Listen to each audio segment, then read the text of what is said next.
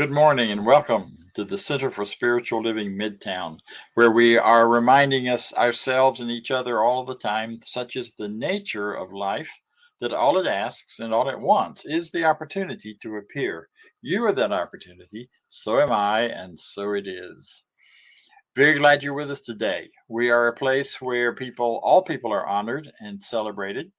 Whoever you are, whatever your understanding of yourself, however you label yourself or recognize yourself in the context of the culture and the place where we are today, whatever ethnicity, whatever understanding you have of yourself, we are celebrative of you and we are welcoming of you. We believe in you and we believe in your power within you to have the life of your desires and the life that you really are here to bring, that you're called to bringing into the world and onto the planet. And we're here to support that. We have many ways that we do that. One of them is through our practitioners. One of them is through classes and other events and activities. You can check our website for those events and things happening. Today is Father's Day. Congratulations to all of you fathers, regardless of your gender. If you have fathered any great idea, if you've fathered any experience, if you have fathered anything, then today is your day to celebrate yourself, to celebrate who you are. I had many fathers growing up, even though my biological father died when I was quite young. But one year I just called all of them and celebrated Father's Day to say thank you to the men who have shaped and supported my life in so many wonderful ways. And I would say that again today because some of them are still alive and still out there. We're also honored today to have a guest speaker. Our guest speaker today is Dr. John Karn. He has been a minister with the Emerson Institute since 2015. He has a doctorate in religious science and a doctorate of ministry. He teaches with Emerson Institute. He also has been a part of CSL Midtown, both personally and vicariously since our inception 10 years ago. We're very pleased and happy to have Dr. John back to share with you, to speak with you later during this broadcast and this celebration. He's also present in person, so if you want to scurry over to our location in order to see him and shake a hand, don't miss this opportunity. After you hear a video now on what we believe and our declaration of principles, that will be followed by a treatment and a very short talk by Norma Roberts, who is our practitioner.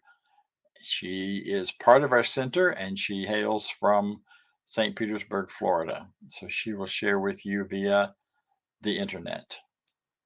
Thank you.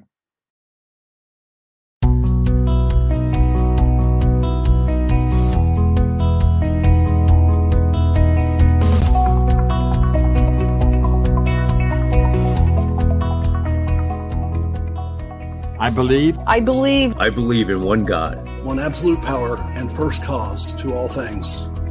I believe that this power is perfect love and creates out of a desire to express love. I believe all thought is creative, and how I choose to think creates my personal experience. I believe in the unity of all life and in the immortality of the individual soul, forever unfolding.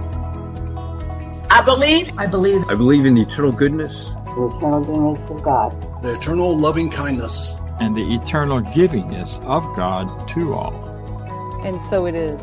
And so it is. And so it is. Good morning. Good morning to all, and a happy Father's Day to everyone. Some of you may be mothers who were required to be also mother and father to your children. So happy Father's Day to all. You know, many of us look into the mirror and describe what we see as too fat, too thin, too little, too big, too young, or even too old, never really finding appreciation for the image of the body that we see. However, Ernest Holmes states in The Science of Mind that the body or form is a necessary outcome of self-knowingness. He says, body means the entire manifestation of spirit on all planes. The word body, as used in the science of mind, means all objective manifestations of the invisible principle of life. The body is distinguished from the idea in that the body is seen while the idea is invisible. The physical universe is the body of God, the invisible principle of all life. Our physical being is the body of the unseen man. Behind the objective form of the rose is the idea that projects the rose. Therefore, let's all look in the mirror from now on and say to that image that we see, I approve of you and I love you just the way you are. And while we are still talking about body this month, I like to go into a treatment that I have sort of made up from some ideas that I found. As I speak in the first person, I just hope that you can resonate with some of the things I say and accept these ideas for yourself. Those that you cannot agree with, you can just let them go and just hear what I'm saying. So let's just sit back and relax and join me as we have our morning treatment. This treatment comes from two sources that I thoroughly enjoyed. One of them was 365 Days of Richer Living and Science of the Mind, and of course the Science of Mind textbook. I sincerely hope that you find something in it that really resonates with you. So just let us know there is one life. That life is God. That life is my life now. Every organ, action, and function of my physical body is in harmony with the divine life. There is perfect circulation, perfect assimilation, and perfect elimination. If there is anything in me that does not belong, it is removed. If there is anything that my physical body needs that it does not appear to have, it will be supplied. My body is daily renewed after the image of perfection, with which it must be held in the mind of God. Be ye therefore perfect, even as your Father, which art in heaven, is perfect, is what I hear. I affirm that my body is the body of God. It is the body of right ideas, all working in harmony with each other. The life of the Spirit does circulate through it. The law of the Spirit does govern it. The love of the Spirit does sustain it. I therefore sleep in peace and wake in joy and live in the continual acceptance that life is good. My whole experience is God. My whole life is God in action, for I am one with all life and all power. This word is the body of God, is perfect. This word is power. It breaks down every man-made law and casts it out. It is a law of harmony and the recognition of the presence of good. That within itself is unbound and equipped with the power to execute itself. There is nothing that can change it. There is no belief which can hinder it.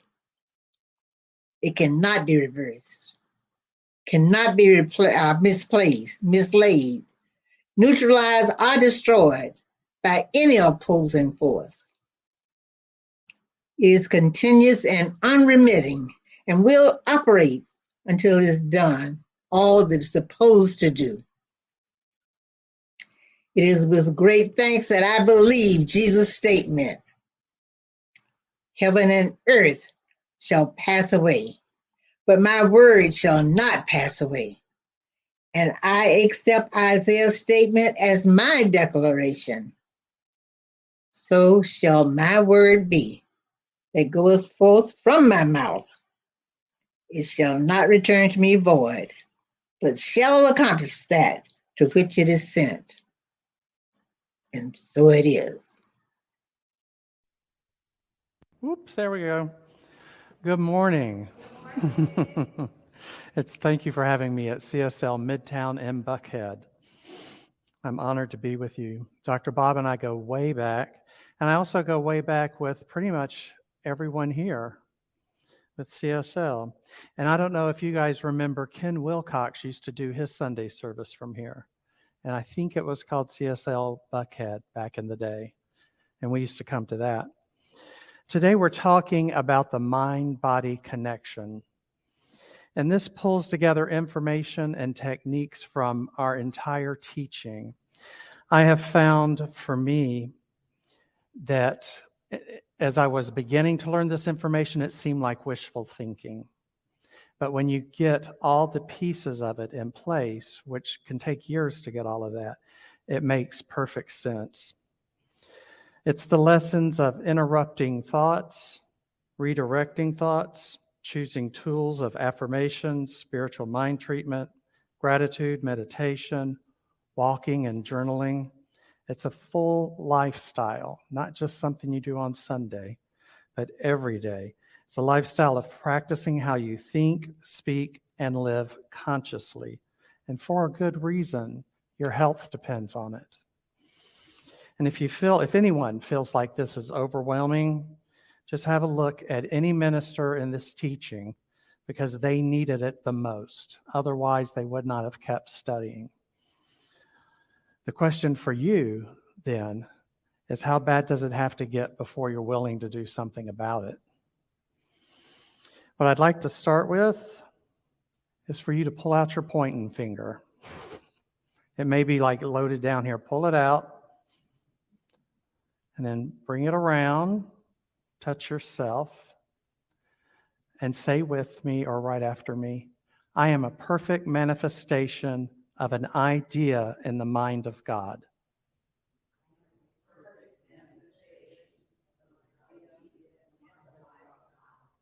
Let's do it again. Be sure you get it.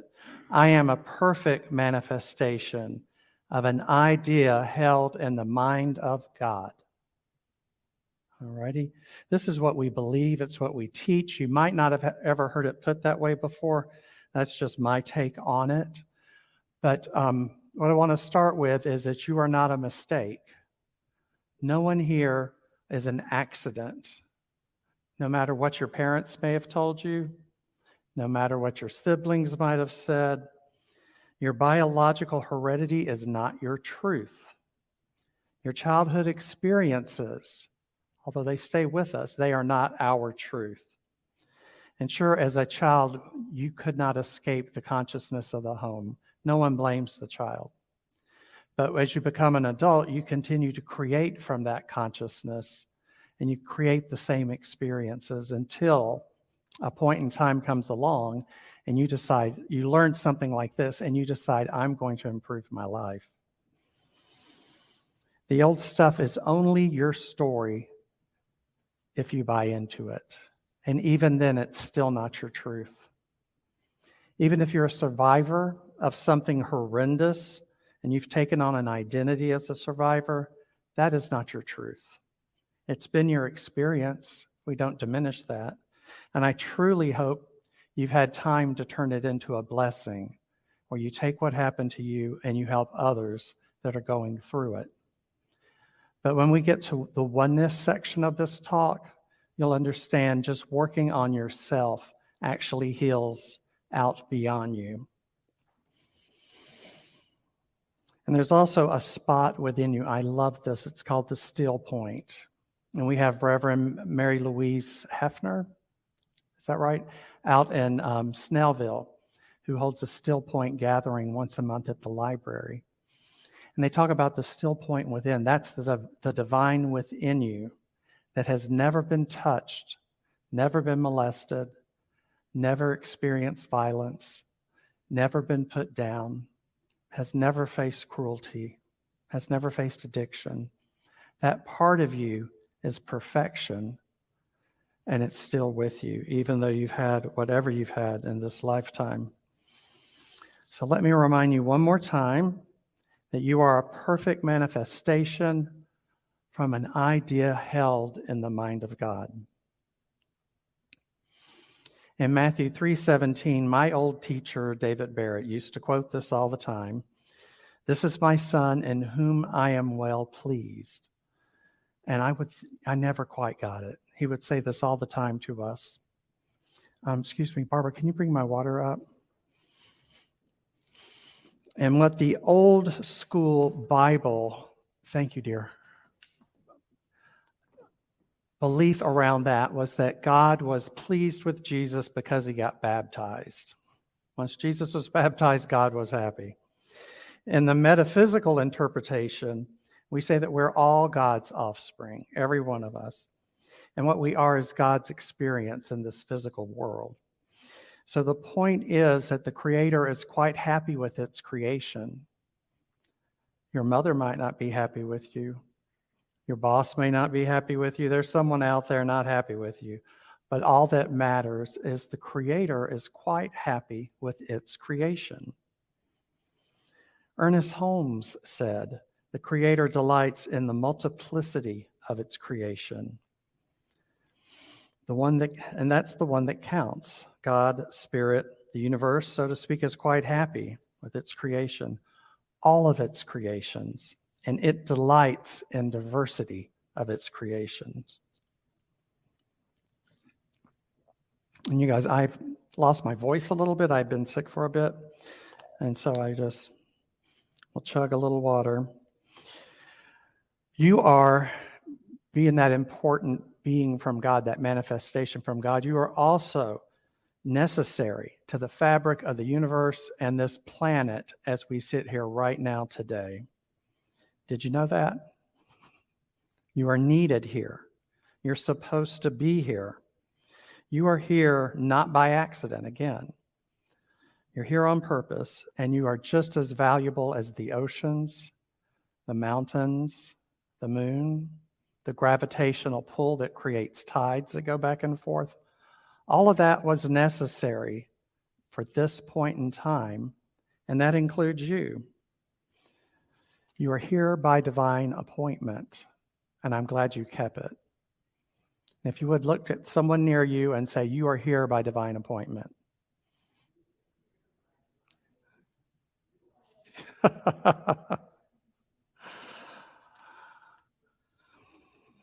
All righty. One for Vance. There you go. He's definitely here by divine appointment. I wouldn't be talking, right? I'd be yelling. Thank you. All of us in this room have survived the pandemic. And we've all seen a lot of people leave the planet. The past couple years, maybe 3. And I've seen a lot of people leave that weren't COVID, but I've also seen people leave from COVID.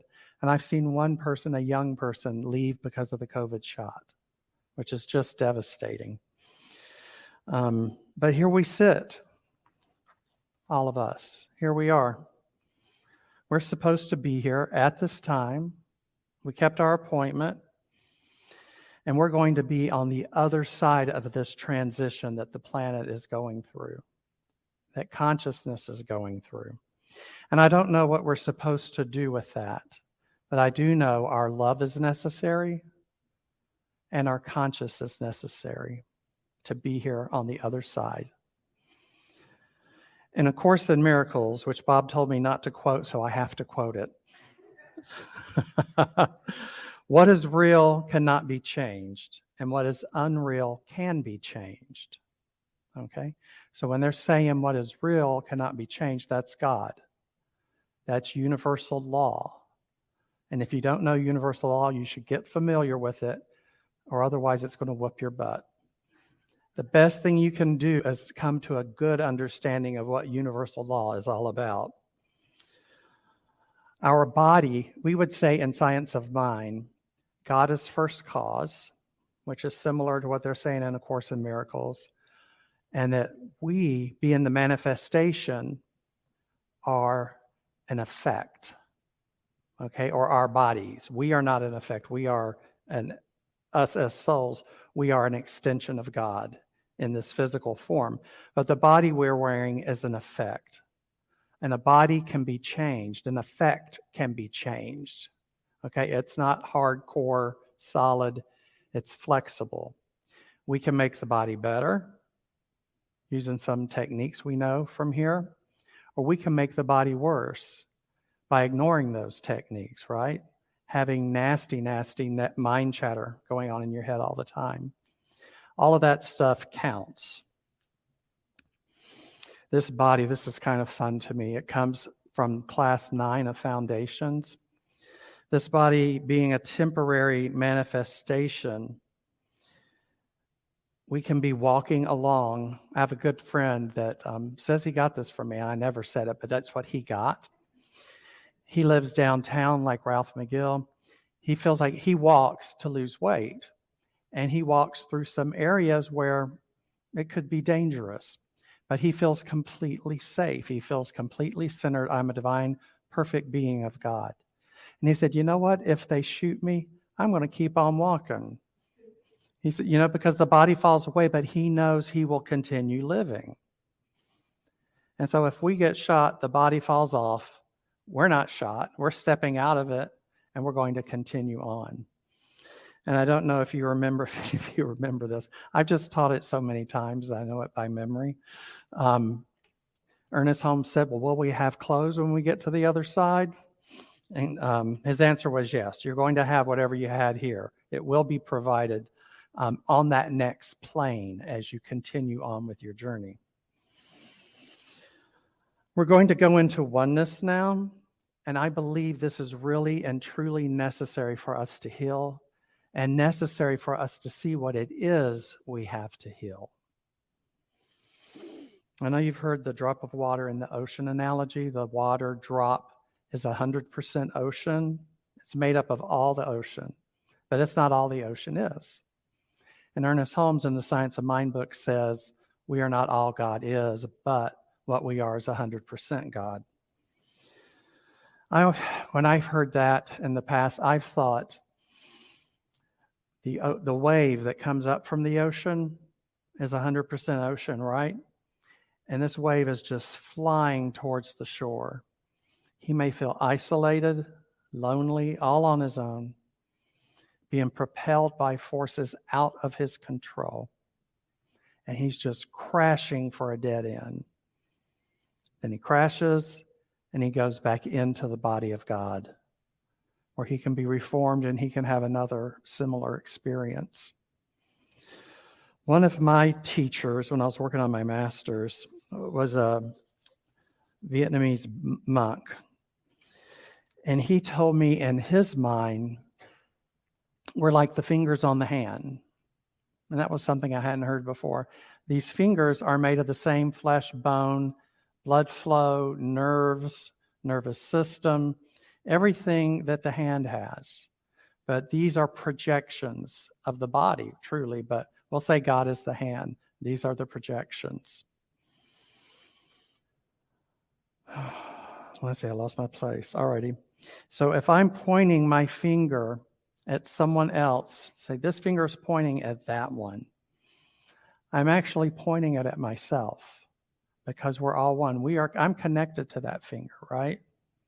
There is no part of the finger that's missing, part of the connection that's missing. And also, as I heal, let's say this finger is infected, and the infection can go here and here. As I heal myself, the finger heals. So this is oneness. When you understand we're all a projection of God, even if it's like the rays on the sun, when one is healed, because we're all one, because we're all God split out into these forms, the other experiences healing to some degree, not necessarily like your healing was. And also, if this finger is just one of the most offensive fingers I have ever come across, just a flaming you-know-what hole, I might think, what does that have to do with me? That is completely unrelated to me. There is no way I'm connected to that. Okay, but if we understand our teaching, of course you're connected to this. What this is this finger is holding up what I call a metaphysical mirror and pointing it right back at you. So there's something in that for you to work on. And I'll tell you, I've had some doozies in my life. You know, and whenever you start to study something, the universe drops a ton of it in your lap. And I had one that took me, I don't remember if it was weeks and weeks to figure out or if it was a couple of months. But I could not see how we were connected, how what this person was projecting at me could possibly have anything to do with me. But eventually I did figure it out. I realized I have selfish moments. I realized I have some of the things that I would label on this person. I have those too. Or I've had them, maybe I've had them less frequently now, but they're in there.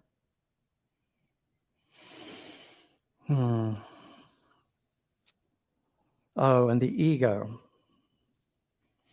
The ego would have us go into us and them. So this flaming you know what. And me, I'm thinking, this guy's separate. He has nothing to do with me. So that's ego thinking. And I'll tell you, ego's all about separation. It's all about duality. It's not healing. Love is the only thing that heals. Love, and love includes inclusion. So when it comes up, let me tell you, I have instant karma with ego. If I see something and it's so upsetting to me that I really want to wham them with a zinger, and I indulge myself with the zinger, I go ahead and do it because I really want to do it. And I know it's going to make me feel better. Maybe it's going to make them change their mind. Well, I have instant karma. I get blowback right away in a very negative way that leaves me thinking, oh yeah, I guess I should have kept my mouth shut. That wouldn't have happened had I not opened up my mouth. So let's take all of that to the body. All right, thoughts, feelings, law of attraction, metaphysical mirrors. What does all that have to do with you? Let's look at the Emoto water crystal studies. Hopefully that will get up there in a moment. There we go. And in Beyond Limits, you guys might remember we taught this to a group of students. The practitioners did when I was at Midtown. These water crystals, can I walk over here? The ones that are beautiful were spoken to very lovingly. And they might have even had a loving word put on an index card taped to it. And this is what formed. The ugly one up there and the one down here had negative thoughts or words projected to it or taped to the test tube it was in. And you can see they turn black. And I'm a nurse. Y'all guys know I've been an RN for over 30 years. I can tell you when you cut somebody open and you open them up and there's all black like that.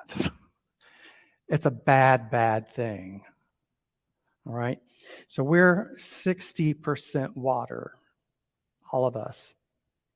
So these effects are going on within us, even though we don't know it. Thoughts held in mind produce after their own kind. What's going on in your mind? I believe,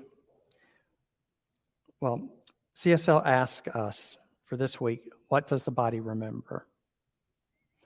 Well, we know the body's made up of intelligence. I believe it remembers quite a bit of stuff.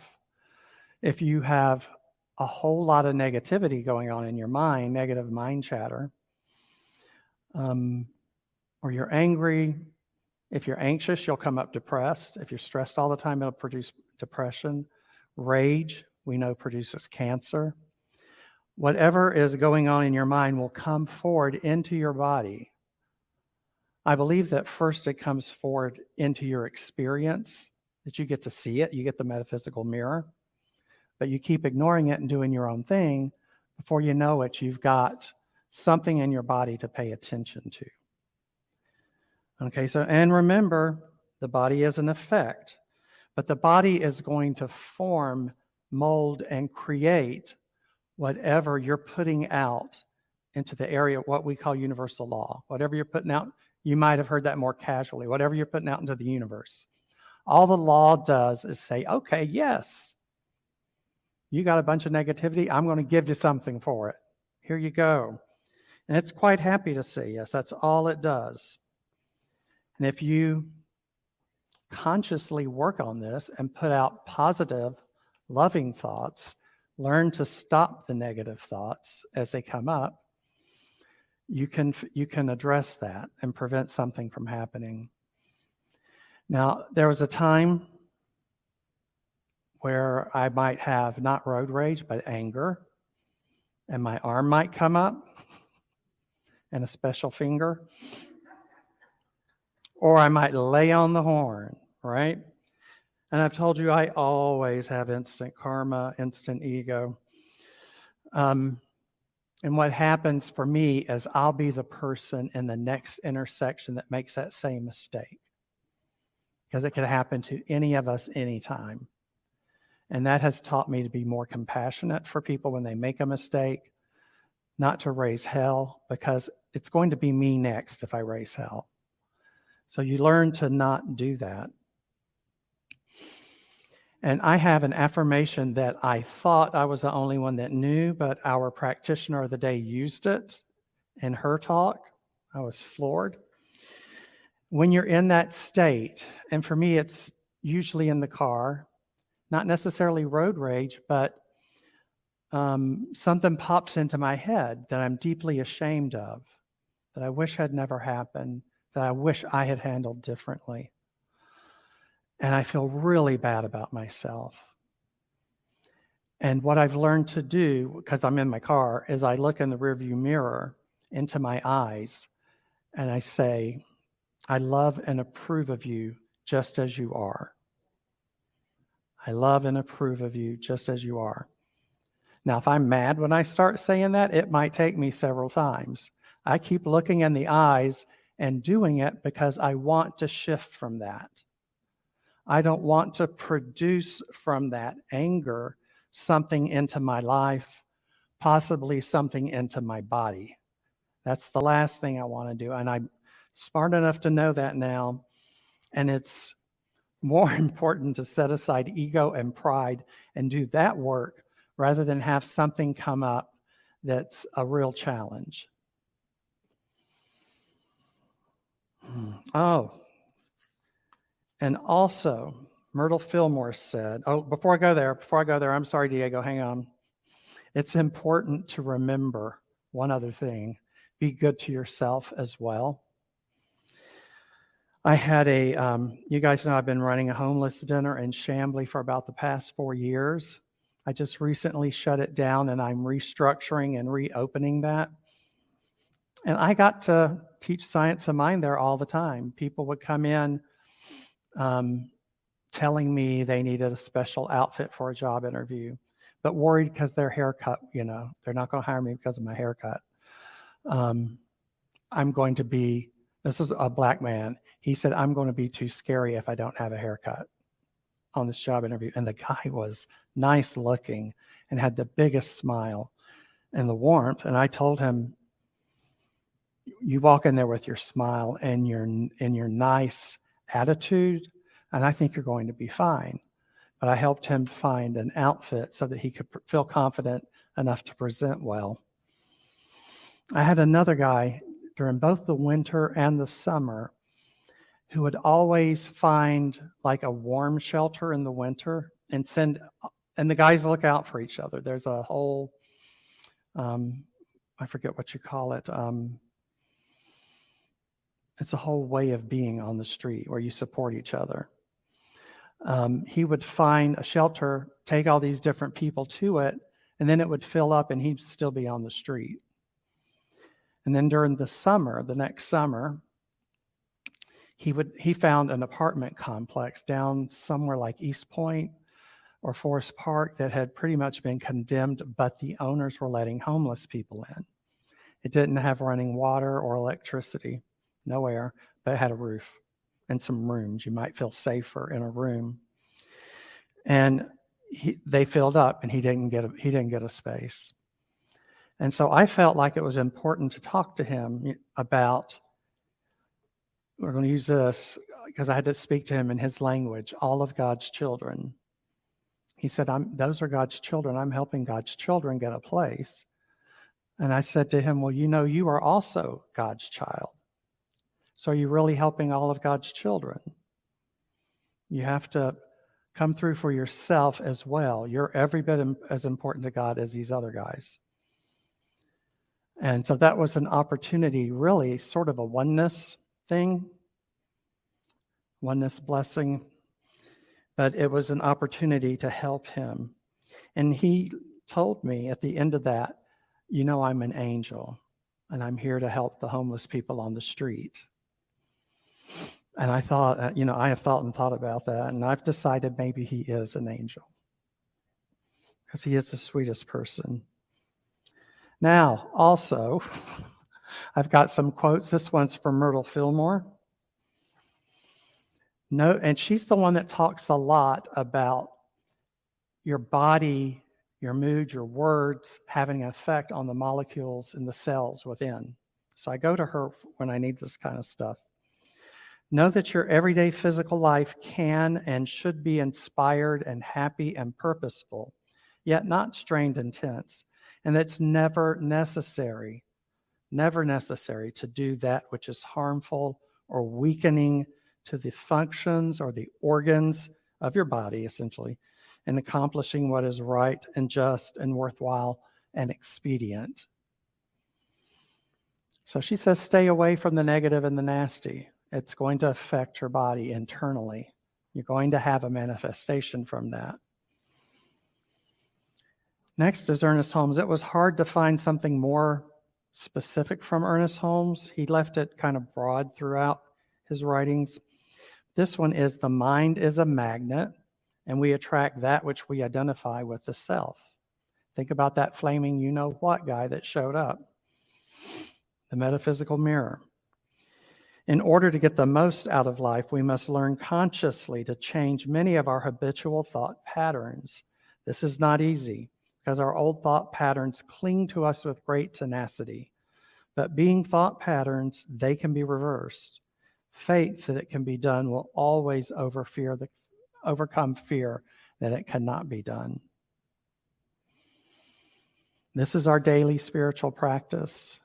And the reason we call it daily is because it's supposed to be every day. Doing whatever that is for you. At my house, we do readings, we do gratitude, we do meditation, we walk in nature. Some people don't like meditation, they'll journal instead.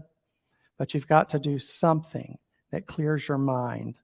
I've always, I've had all sorts of students, and I would tell them you can't hear the voice of God if there's an argument going on in your head. Okay, so that's all that negative mind stuff. We do the daily spiritual practice just so that we have an opportunity to clear that out and hear some guidance that's worthwhile. Now, I've got one more tip for you on this. If you wake up late for work and you're about to haul butt out the door, call in your boss and say, I'm late. You know you're going to get caught in traffic. You know you're not going to be groomed the way you really want to be groomed. You're going to get there and it's a mess. Everything's a mess. You can have a really rotten day because you skipped your daily practice. If you woke up instead, do your whole daily practice. then pick up the phone and say, I'm on my way. You're going to find you zoom right through traffic. You get there, it's a much better day. So the daily practice every day is important. Johnny Coleman, one of our heroes in New Thought, said, this stuff works if you work it. And we've said that. I know I've heard the practitioners say that. And then John Karn said, if it doesn't lift you up, let it go. Yep, amen on that. So we do the talk, we do the walk. We have faith that complete healing is at hand. We let it be, and so it is. Thank you.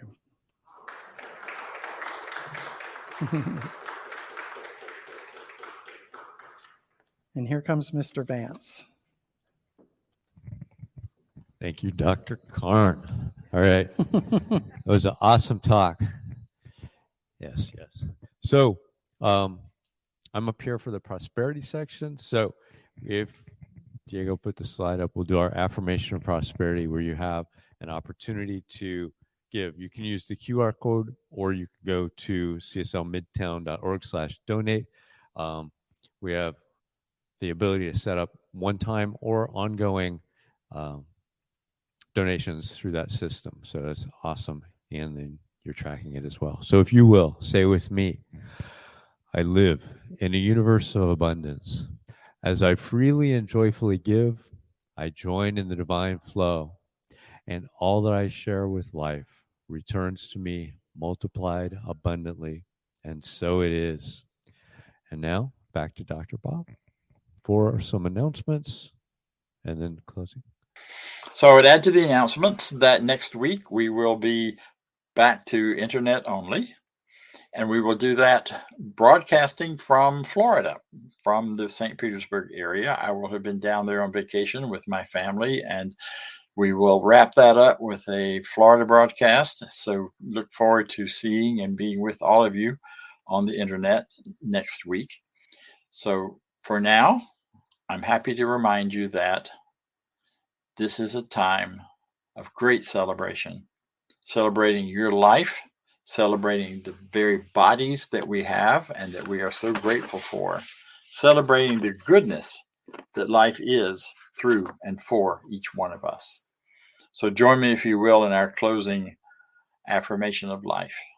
I leave this place now knowing something better than I knew before. I go forth into the world with a heart full of love and a mind full of good sense. I look at the world in a greater way, knowing that I have within me everything I need to create the life I desire. I give thanks for this understanding, and I am grateful for the spirit of life that lives through me. And so it is. We'll see you next time.